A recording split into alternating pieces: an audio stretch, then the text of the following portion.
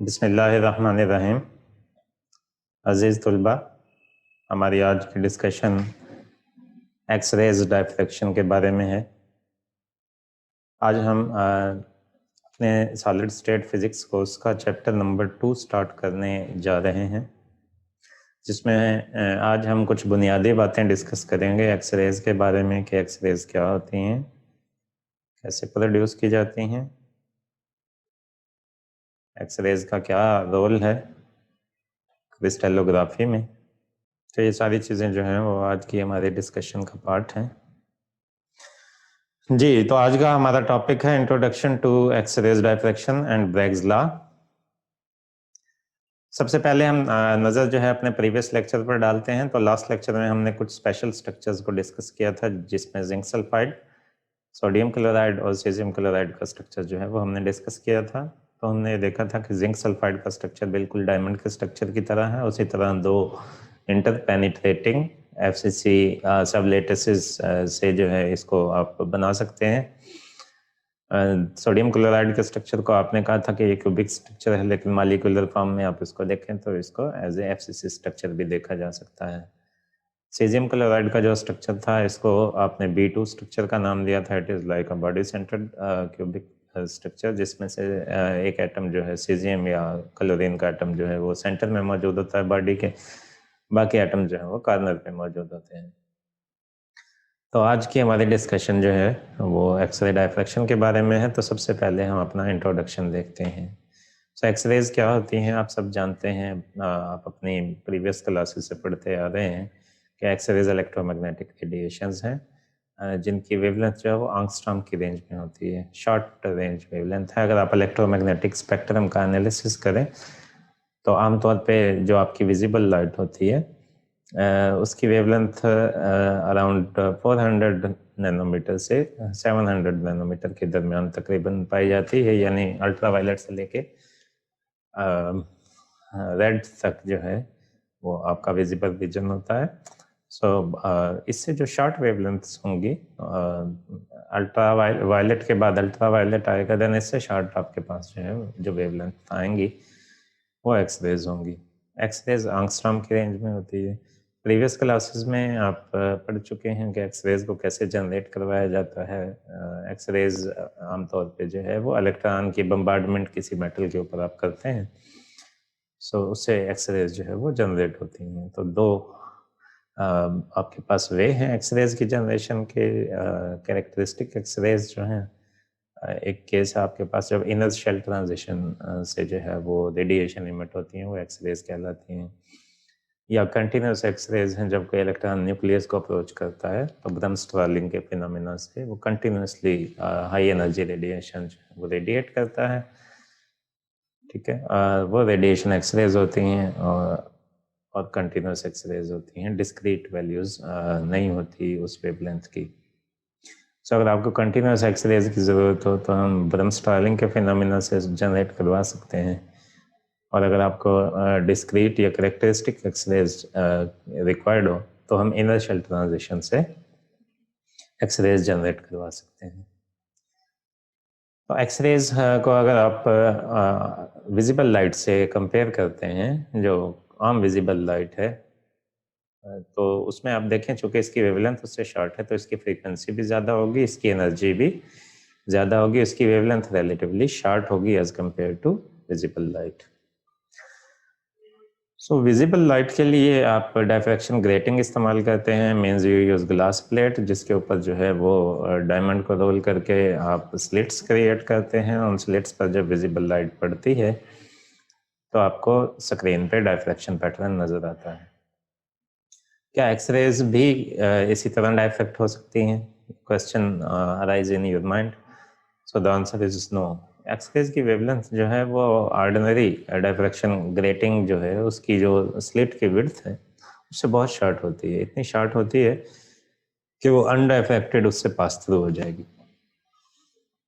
तो इसका मतलब ये हुआ कि जो सिंपल ग्रेटिंग है, जो ऑप्टिकल ग्रेटिंग कहते हैं हम उन्हें, जो विजिबल लाइट की डायफ्रैक्शन के लिए इस्तेमाल की जाती हैं, वो एक्स-रेज के लिए यूज़ नहीं होती। ठीक है, वो उसको बेंड नहीं कर सकती। डायफ्रैक्शन की डेफिनेशन आप करते हैं bending of light around the edges of some obstacle.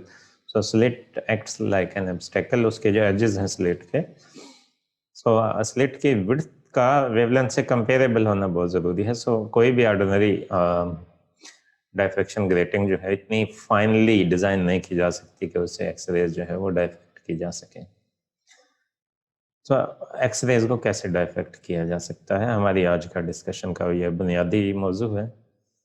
सो जो बेसिक कंसेप्ट है वो ये है कि क्रिस्टल के अंदर हमने पढ़ा है कि सेट ऑफ पैरेलल प्लेन्स होती हैं, एटम जो हैं वो रेगुलरली अरेंज्ड हैं और क्रिस्टल में different set of parallel planes जो हैं वो मौजूद होते हैं। तो उन प्लेन के दरमियान एक वेल डिफाइंड स्पेसिंग मौजूद होती है। सो अगर दो कंजेक्टिव पैरेलल प्लेन से एक्सरेज डायफ्रैक्ट होती हैं तो वो आपस में जो है वो बेंड होंगी, वो आपस में इंटरफेयर करेंगी। उनके आपस के इंटरफेरेंस से आपको एक्सरेज का डायफ्रैक्शन पैटर्न मिलेगा, क्योंकि इंटरप्लेनर स्पेसिंग जो है that is of the range of wavelength of the X rays. So उससे आपको एक्सरेज का डायफ्रैक्शन पैटर्न मिल सकता है। सो अगर हम हिस्टोरिकली इसका एनालिसिस करें, सो 1912 में मैक्स वान लू इसने सबसे पहले सजेस्ट किया था कि सिंगल क्रिस्टल को 3D नेचुरल ग्रेटिंग के तौर पे इस्तेमाल किया जा सकता है। फ्रेडरिक और निपिंग ने जो है वो जिंक ब्लेंड के स्ट्रक्चर को इस्तेमाल किया एक्सरे डायफ्रैक्शन को सक्सेसफुली स्टडी करने के लिए। जो डायफ्रैक्शन पैटर्न ऑब्टेन हुआ उसमें सीरीज ऑफ डार्क स्पॉट्स थे, मींस कंजक्टिव नहीं थे, अलग-अलग सीरीज में थे। डार्क स्पॉट्स मींस उसके दरमियान में आपको ब्राइट स्पॉट्स भी नजर आएंगे। सो एक स्पेसिफिक पैटर्न था, डिफाइनेट ऑर्डर था, डिफाइनेट डायरेक्शन थी, और उस पैटर्न को लू पैटर्न का नाम दिया गया। लू जो बेसिकली वान लू साइंटिस्ट हमने स्टार्ट में पढ़ा है, जिसने सबसे पहले ये कंसेप्ट दिया था कि सिंगल क्रिस्टल को 3D नेचुरल डायफ्रैक्शन ग्रेटिंग के तौर पे इस्तेमाल किया जा सकता है। ठीक है, अब वो जो पैटर्न था बुनियादी तौर पे डार्क स्पॉट्स का जो स्क्रीन पे नजर आता था, वो क्रिस्टल की सिमेट्री को एग्जिबिट करता था, उसको डिस्क्राइब करता था, उसको रिफ्लेक्ट करता था। सवाल ये पैदा होता है कि हम एक्सरे डायफ्रैक्शन क्यों स्टडी कर रहे हैं। तो हमारा पहला जो पूरा चैप्टर था वो क्रिस्टल स्ट्रक्चर की डिस्क्रिप्शन के बारे में था। क्रिस्टल स्ट्रक्चर क्या होता है, किस तरह का होता है, कितनी टाइप्स हैं उसकी, ब्रेवियस लेटस क्या होता है, कौन से सिमेट्री ऑपरेशंस पाए जाते हैं, डिफरेंट क्रिस्टल डिफरेंट तरह के स्ट्रक्चर रखते हैं। ये जनरल नॉलेज था क्रिस्टल स्ट्रक्चर के बारे में। सो हमारा सेकंड जो चैप्टर है एक्सरे डायफ्रैक्शन, ये बुनियादी तौर पे डिटर्मिनेशन ऑफ क्रिस्टल स्ट्रक्चर के बारे में है कि क्रिस्टल स्ट्रक्चर को डिटरमिन कैसे कर सकते हैं एक्सपेरिमेंटली। डिफरेंट मटेरियल का जो क्रिस्टल स्ट्रक्चर है, आप लैब में कोई मटेरियल डिज़ाइन करते हैं, आपको उसका कोई पैरामीटर फाइंड करना है, आपको इंटरप्लेनर स्पेसिंग फाइंड करनी है, आपको उसकी प्लेन्स फाइंड आउट करने हैं, या आपको इन जनरल क्रिस्टल के स्ट्रक्चर को जानना है कि ये जो मटेरियल है ये कौन सा स्ट्रक्चर रखता है। तो उसके लिए हम जो मेथड यूज करते हैं उसे कहते हैं XRD, यानी कि एक्स रे डायफ्रैक्शन। बहुत पॉपुलर और कॉमन टेक्निक है क्रिस्टल स्ट्रक्चर को डिटरमाइन करने के लिए। सो क्रिस्टलाइन सॉलिड की इंफॉर्मेशन के लिए आप एक्सरेज को इस्तेमाल करते हैं। तो इस चैप्टर को स्टडी करने का हमारा बुनियादी मकसद ये है कि क्रिस्टल स्ट्रक्चर को हम किस तरह डिटरमाइन कर सकते हैं। ठीक, सो हमारी मोटिवेशन यही है कि स्ट्रक्चरल इंफॉर्मेशन प्रोवाइड करेगी ये हमें। It can measure average spacing between layers and rose of atoms, it can determine the orientation और planes, it can determine the grains, find the crystal structure of unknown materials, it can measure the size, shape and internal stresses। जो किसी भी वजह से अगर internal stresses induce हो गई हैं जिसकी वजह से पीक्स की इंटेंसिटी में फर्क आएगा, पीक की शिफ्ट हो सकती हैं, जो different set of parallel plane से पीक जो हैं वो आपको उसकी जो स्टैंडर्ड वैल्यू है उससे डेविएशन से आपको जो है वो स्ट्रेसेस का पता चल जाएगा। तो स्ट्रेसेस कैलकुलेट की जा सकती हैं। बायो केमिस्ट्री बायोलॉजी या केमिस्ट्री में भी ये बहुत इम्पॉर्टेंट है। सो ये 3D structure of complex biomolecule जो होते हैं उनको फाइंड आउट करने के लिए भी इस्तेमाल किया जाता है। So it can bridge between physics, chemistry and biology. So this is the motivation, this is the objective to study X-ray diffraction. X-ray diffraction बहुत ही यूजफुल है, हमें बहुत सारे यूजफुल पैरामीटर कैलकुलेट करके दे सकती है, क्रिस्टल का स्ट्रक्चर बता सकती है, उसकी स्पेसिंग बता सकती है, उसके प्लेन्स को बता सकती है, ग्रेन्स के बारे में इंफॉर्मेशन दे सकती है, इंटरनल स्ट्रेसेस के बारे में हमें इंफॉर्मेशन दे सकती है, कॉम्प्लेक्स बायोमॉलिक्यूल्स के स्ट्रक्चर को स्टडी कर सकती है। तो ये हमारी मोटिवेशन है, इसलिए हम एक्सरे डायफ्रैक्शन को डीपली स्टडी करेंगे। जनरल ओवरव्यू लेते हैं एक्सरे डायफ्रैक्शन का। इसका मैकेनिज्म क्या है, इसको अंडरस्टैंड करने की कोशिश करते हैं। बुनियादी तौर पे एक्सरे डायफ्रैक्शन एक्चुअली है क्या। तो हम अज्यूम करते हैं कि कोई इलेक्ट्रॉन है, उसको आपने इरेडिएट किया विद एक्सरेज। सो इलेक्ट्रॉन उन एक्सरेज को ऑब्जॉर्ब करेगा और उसके बाद उसी फ्रीक्वेंसी से वाइब्रेट करने लग जाएगा जिस फ्रीक्वेंसी की एक्सरेज उसने ऑब्जॉर्ब की है। ठीक है, अब ये इलेक्ट्रॉन जो है अब एक्साइटेड स्टेट में मौजूद है। तो नेचुरल टेंडेंसी है, कोई भी इलेक्ट्रॉन एक्साइटेड स्टेट में नहीं रहना चाहता, तो उसने जो रेडिएशन ऑब्जॉर्व की हैं वो रेडिएशन इमिट करेगा। सो वो इलेक्ट्रॉन जो रेडिएशन इमिट करेगा वो सेम फ्रीक्वेंसी की होंगी जैसी कि उसने ऑब्जॉर्व की थी। समटाइम डिफरेंट की भी हो सकती हैं, but generally they should be of the same frequency. So अब जो एक्सरेज निकलेंगी इलेक्ट्रॉन से उन्हें हम सेकेंडरी एक्सरेज का नाम देते हैं। जो इंसिडेंट एक्सरेज थी उनको आप प्राइमरी एक्सरेज का नाम देते हैं। ठीक है, सो जो डिफरेंट इलेक्ट्रॉन्स अगर आपके पास मौजूद हों, सब पर आपने जो है वो प्राइमरी एक्सरेज जो है वो इंसिडेंट की हैं, डाली हैं। सब एक्साइट हुए, सब जब डी एक्साइट होंगे तो सेकेंडरी एक्सरेज निकलेंगी। वो सेकेंडरी एक्सरेज आमतौर पर आउट ऑफ फेज होती हैं। ठीक है, अगर वेवलेंथ जो है वो कंसिडरेबली लार्ज ना हो इंटरप्लेनर स्पेसिंग से, तो फिर वो वेवफ्रंट्स जो सेकेंडरी वेव्स के आपको नज़र आ रहे हैं यहाँ पिक्चर में, ये एक दूसरे के साथ डिफरेंट जगह पे इंटरेक्ट कर रहे हैं, क्रॉस कर रहे हैं। तो फेज देखा जाएगा कि कहाँ पे जो है वो इन फेज है, कहाँ पे वो आउट ऑफ फेज हैं। तो इनके दरमियान कंस्ट्रक्टिव और डिस्ट्रक्टिव इंटरफेरेंस होगा। ठीक है, चूँकि वेवफ्रंट ने तमाम डायरेक्शन में निकलना है, तो आपको इंसिडेंट रे की डायरेक्शन में भी डायफ्रैक्टेड लाइन जो है वो होनी चाहिए। तो उसको आमतौर पे हम ज़ीरोथ ऑर्डर डायफ्रैक्शन जो है वो कहते हैं। तो डिफरेंट जगह पे on the basis of phase difference आपको डिफरेंट डायफ्रैक्शन पैटर्न जो है वो नज़र आएंगे। ठीक है, सो हर एक की डायरेक्शन जो है वो यूनिक होगी। तो स्क्रीन पे आपको वेल डिफाइंड पैटर्न मिलेगा। ज़ीरोथ ऑर्डर तो नहीं देखा जा सकता स्क्रीन पे, first order, second order, third order, fourth order, जैसे जैसे आप दूर जाते जाएंगे वैसे वैसे आपको डिफरेंट ऑर्डर जो nth ऑर्डर तक जो है वो डायफ्रैक्शन पैटर्न नज़र आएगा। हाँ, इंटेंसिटी रिड्यूस होती जाएगी जैसे जैसे आप जो है वो nth ऑर्डर की तरफ मूव करेंगे। सो यही बात आप कह सकते हैं कि अगर आपके पास जो है वो अरे ऑफ एटम्स हो, जैसे यहाँ पे ये देखें कर्सर को, ये हमने अरे ऑफ एटम बनाई है, वन डायमेंशनल अरे ऑफ एटम। इस पे आपने प्राइमरी एक्सरेज इंसिडेंट की है, इसके एटम एक्साइट हुए, इलेक्ट्रॉन ने वो इंसिडेंट एक्सरेज ऑब्जर्व की।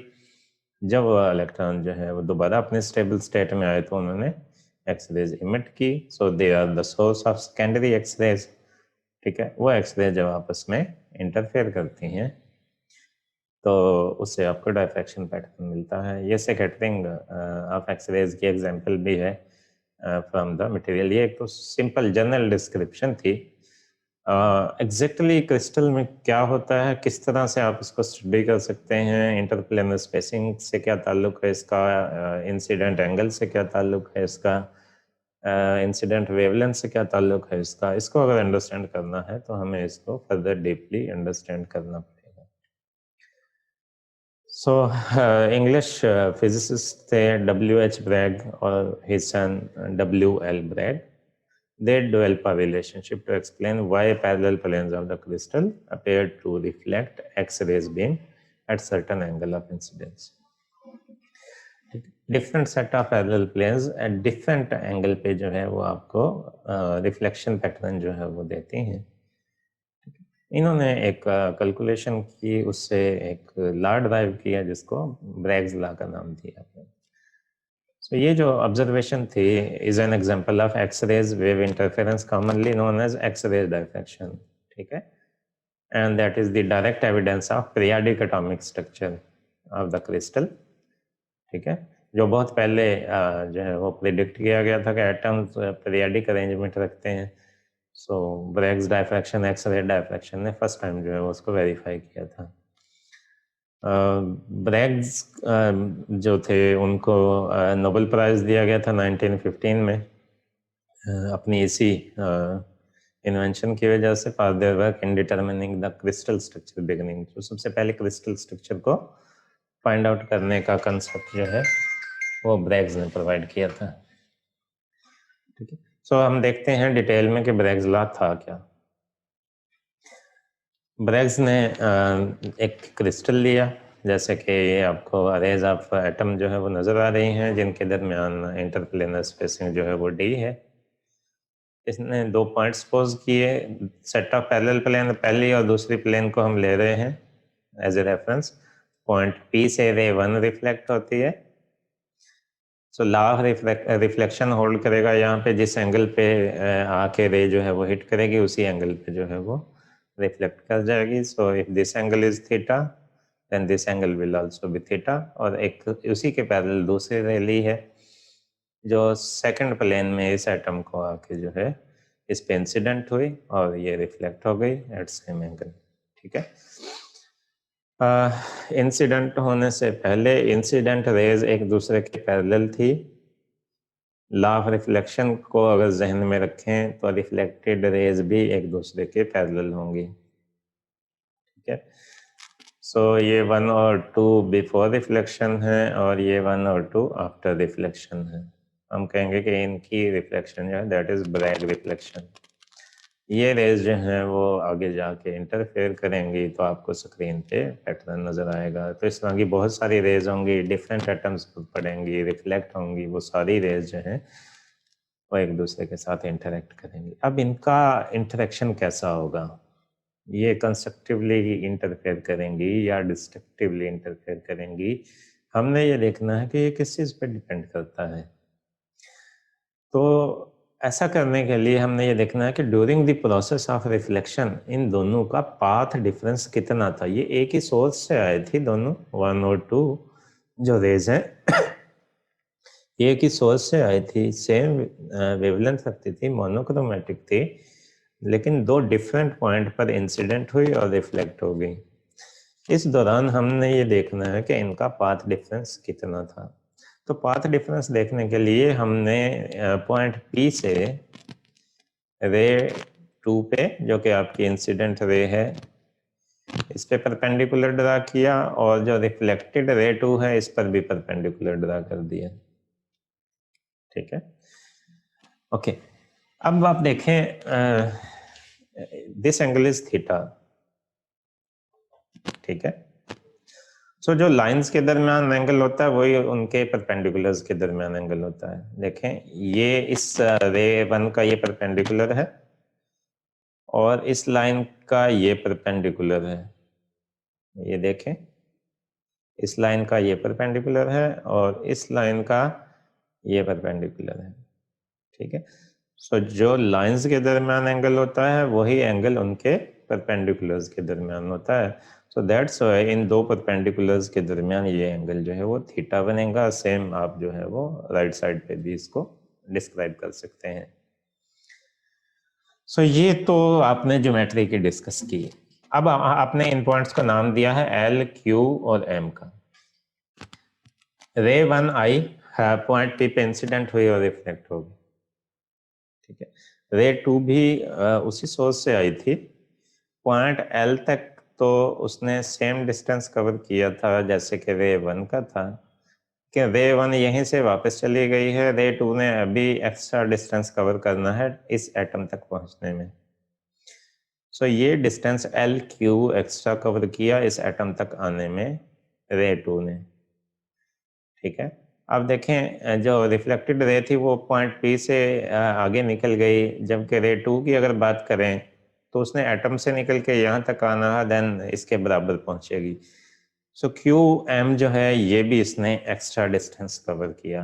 रे 2 एक्स्ट्रा डिस्टेंस कवर कर रही है रे 1 से, तो आप देखना चाहते हैं कि जब ये दोनों रिफ्लेक्टेड रेज आपस में मिलेंगी तो इनमें कब कंस्ट्रक्टिव इंटरफेरेंस हो सकता है और कब डिस्ट्रक्टिव इंटरफेरेंस हो सकता है।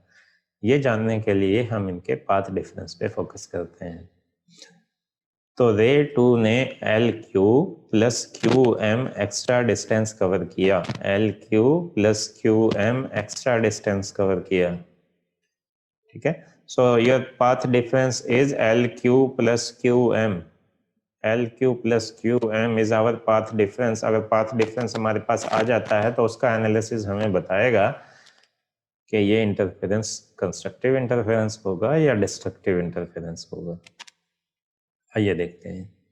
सो if this angle is theta,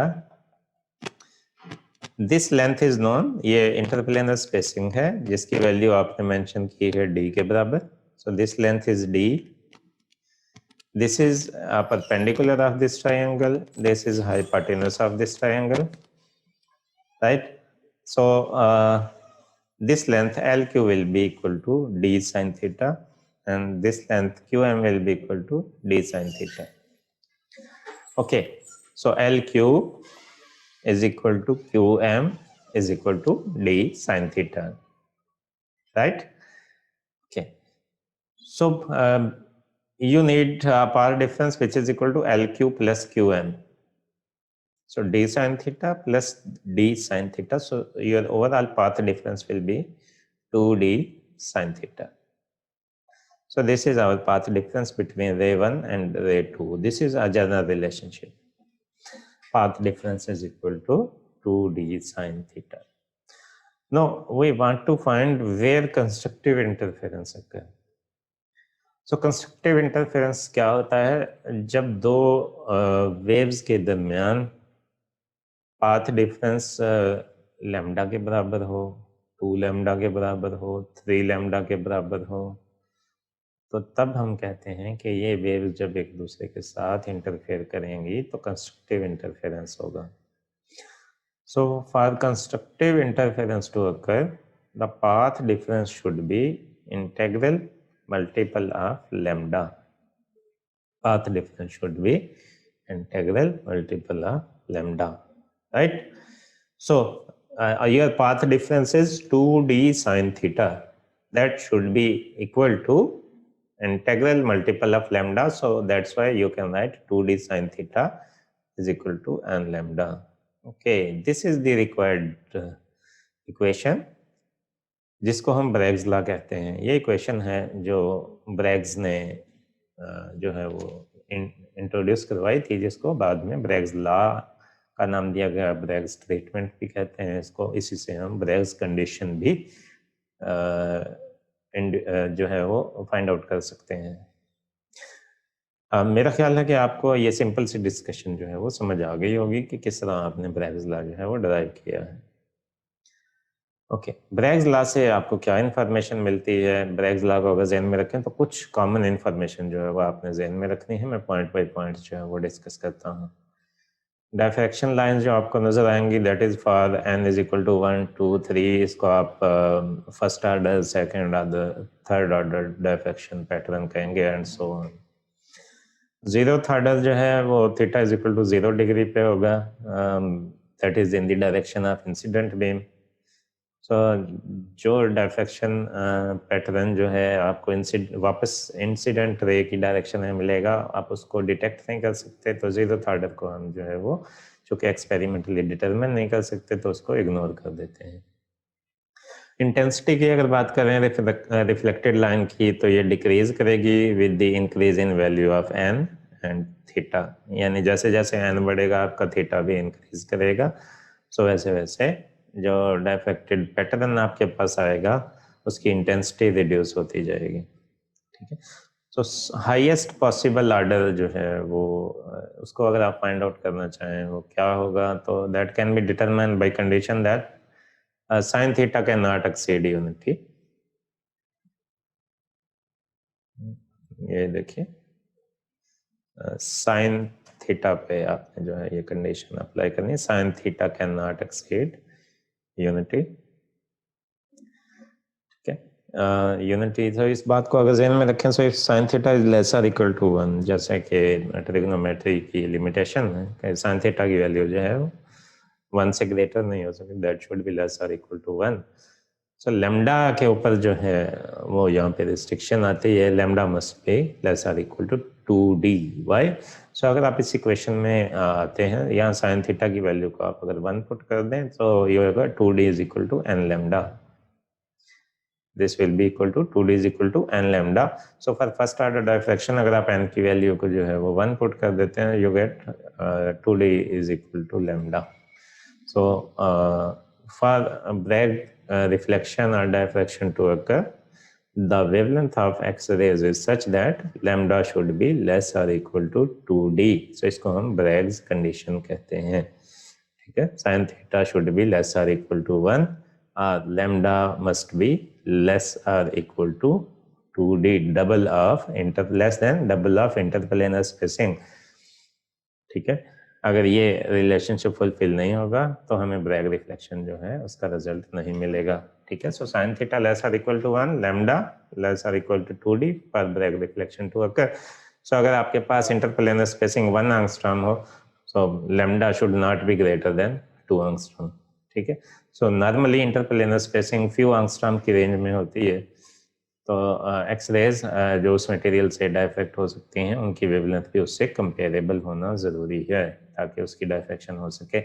अगर वेवलेंथ एक्सरेज की जो है वो इंटरप्लेनर स्पेसिंग से कंपेरेबल नहीं होगी तो उससे उसकी डायफ्रैक्शन नहीं हो सकेगी, ठीक है। तो अगर स्पेसिंग बहुत ज़्यादा हो और वेवलेंथ बहुत शॉर्ट हो तो भी आपको डायफ्रैक्शन पैटर्न नज़र नहीं आएगा, ठीक है।